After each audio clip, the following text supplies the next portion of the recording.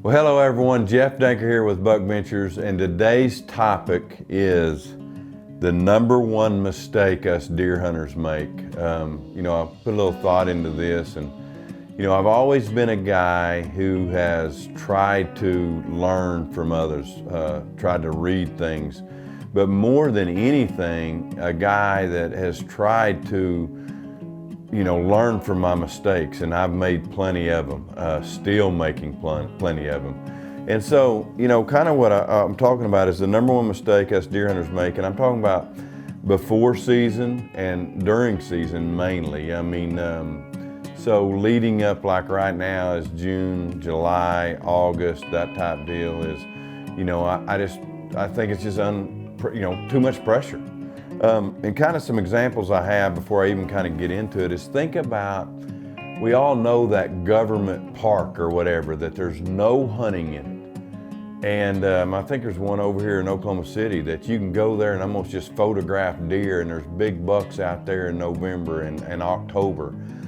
And these deer they're not scared.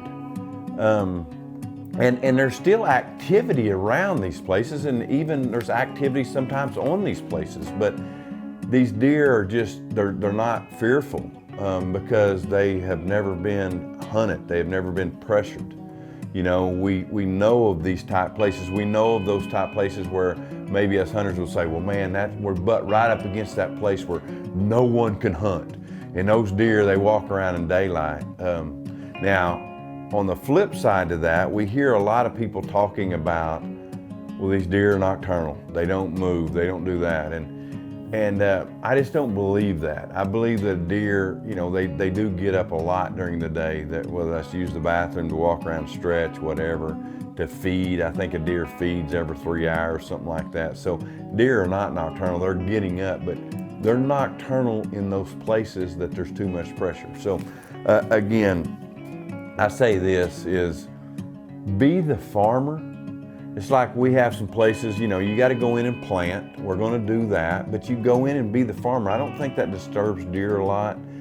Deer, they're used to that, but all of a sudden when you start sneaking around, or if you're starting to go in and check a camera too many times, and especially if you're checking those cameras with a bad wind blowing back into a bedroom, those deer can't handle that. And then add to that you're checking cameras close to dark or close to early morning. These are no-nos in my opinion. This is where you will create deer not to walk around under your stands or around those cameras because you put too much pressure. So my number one thing, guys, is that pressure. And then even during pressure or during season, don't put that pressure. Don't hunt those stands too many times. Make sure you have discipline where you're going into that stand with the perfect wind and then getting out. And I want to end with this, okay? Over the years, I haven't done this, but I've really started doing this. And this is what I want to bring up. I want to say dark versus dark.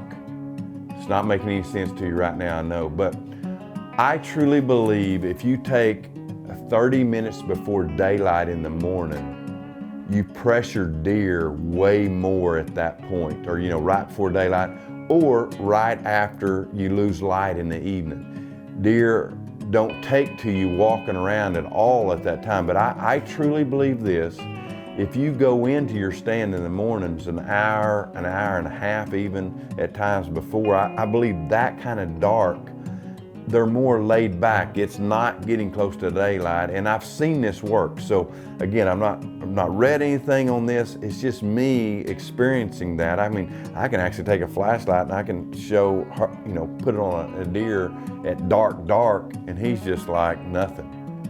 But I tell you right now, you get 15 minutes before it gets daylight, that deer will be spooky, just like you're walking around in his bedroom in the daylight. So anyway, something to think about. I ain't saying I'm right, I ain't saying I'm wrong. Something I believe in, something that I believe works for us. But again, bottom line, the number one reason I think that we put too much pressure on a deer, that's the number one mistake I think we make, is putting too much pressure on their place.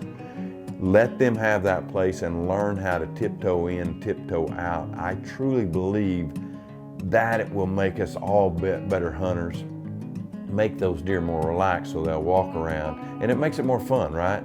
To me, it makes it more fun when you know you're gonna see a lot of deer because you're not over hunting something. So again, just my 2 cents, but that is to me the number one thing, the number one mistake us deer hunters do.